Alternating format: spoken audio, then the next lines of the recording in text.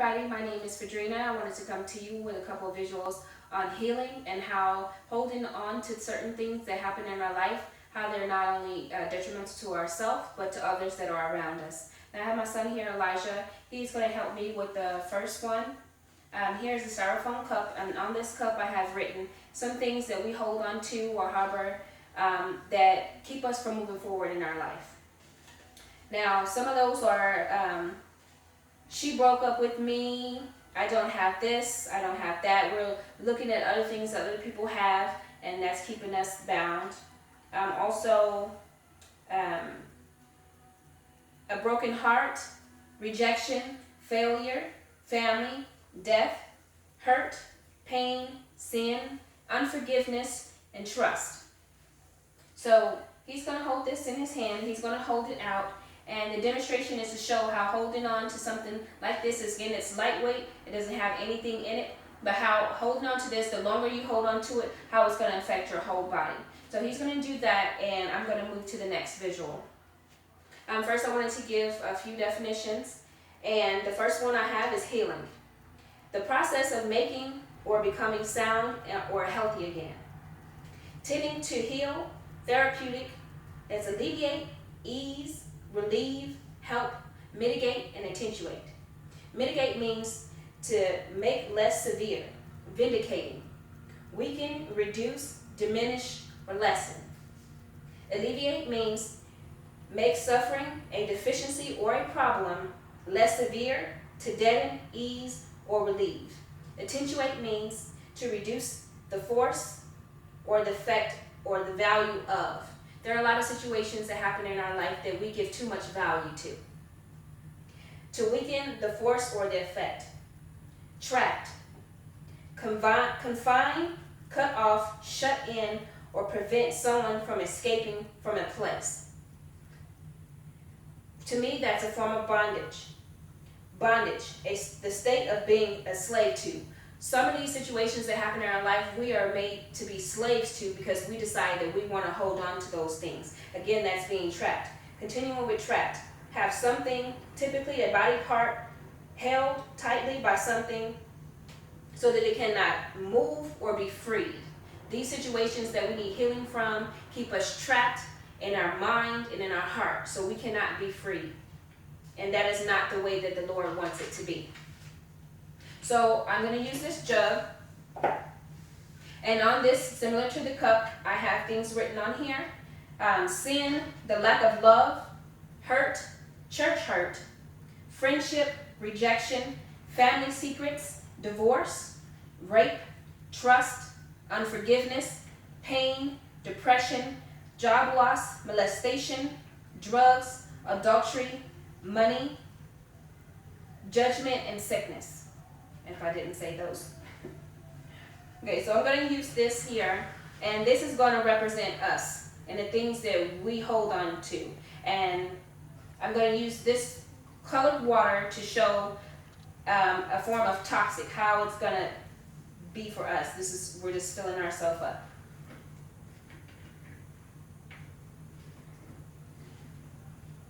So we go through a certain situation in our life,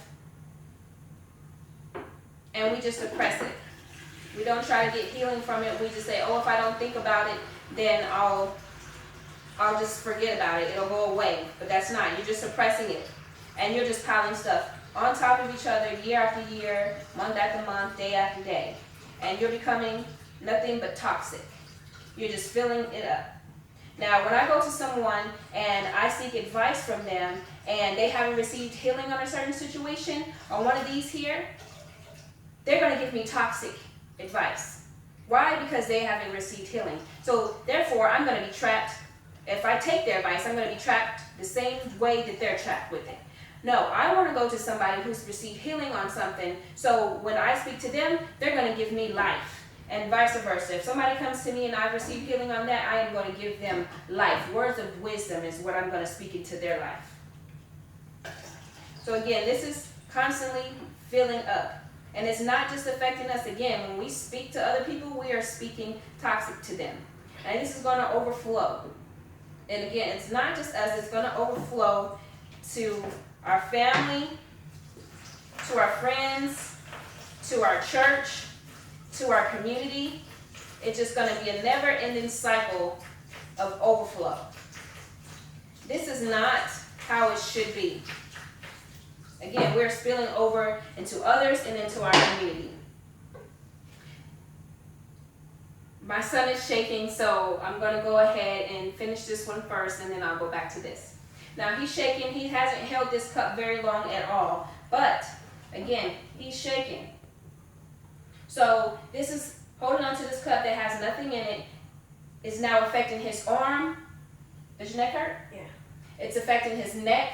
If he holds on to it longer, 1 day, 2 days, 3 days, it's going to affect his whole entire body. Holding on to these things is definitely not healthy. And that's not how the Lord wants it to be. The moment that you seek healing from these situations and you let them go, he set it down, immediately he's starting to receive relief.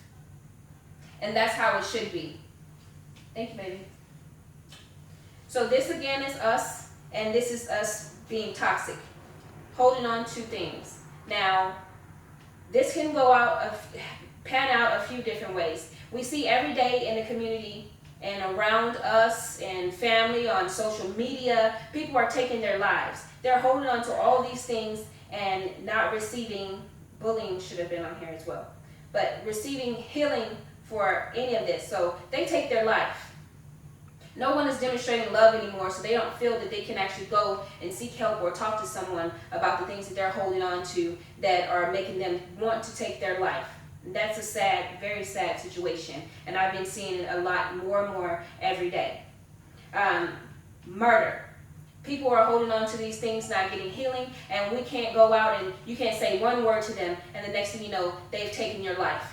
You can't laugh, you can't do anything. Everybody is walking around with all this inside of them, and they're walking around angry, and they're taking people's lives. If we start working on ourselves and we seek God, these things will start to be erased. These things will start to be erased. I wanted to bust this, but I don't think it's going to be good to bust it. But again, these things will start to be erased. And we can trust it to Him to remove all of the hurt regarding these situations, so we can be better. So we can be better. It is not for us to hold on to these things. Again, it's toxic. I just had a few things here that I wanted to touch on and talk about. So, when did right become wrong? There's a lot of different things going on in the community and in households that people are making wrong right.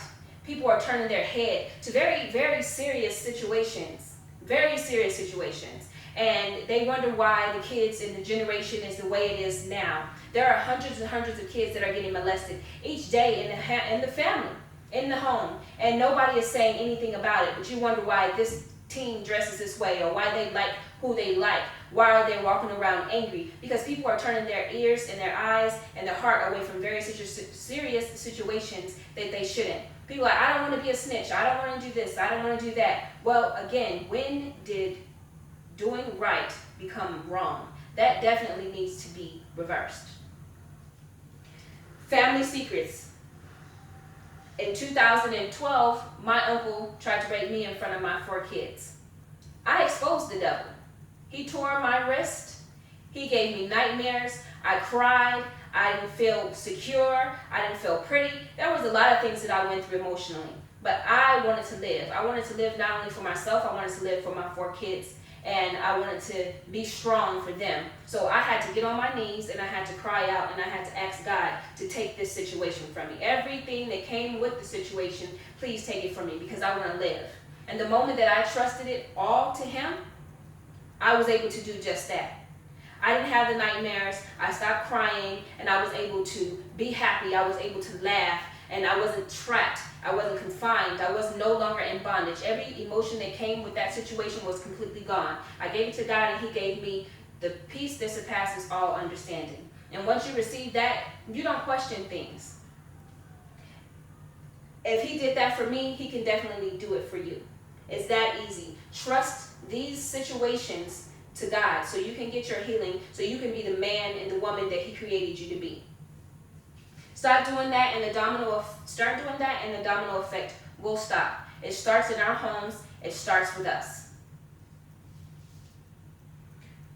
We ask people for forgiveness and we ask the Lord for forgiveness, but we actually don't forgive ourselves.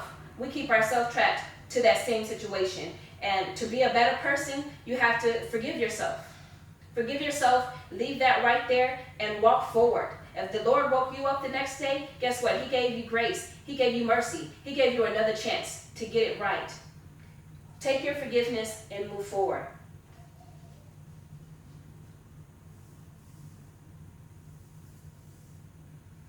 We're not going to be able to change everything because some things are written, but what we can do is walk in love. It's time out it's time out to be pointing fingers at people. We need to look in the mirror and then we need to start loving on people. Show more love. Love is very important. God is love. The more you start loving people, the more you start changing and walking in love, the more your heart, your mind, everything will line up. Everything will line up.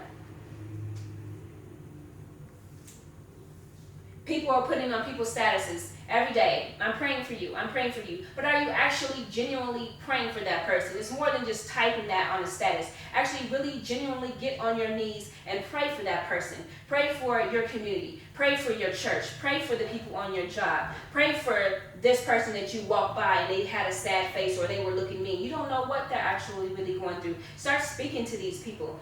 You don't know how a smile and hello or how you doing or thank you or a nice gesture, what that does for somebody. There's so many people walking around with all these things that they're holding on to, and a friendly face can change that in 1 second.